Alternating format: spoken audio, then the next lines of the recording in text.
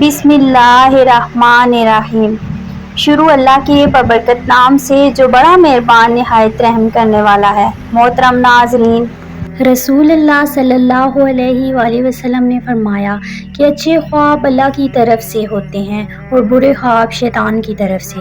तो जब तुम में से कोई पसंदीदा चीज़ देखे तो अपने प्यारे के सिवा किसी से बयान ना करे, और जब नापसंद बात देखे तो उसके शर से और शैतान की शर से अल्लाह की पनाह मांगे और 3 बार थूक दे और इसकी खबर किसी को ना दे तो वो ख्वाब उसके लिए नुकसानदेह ना होगा।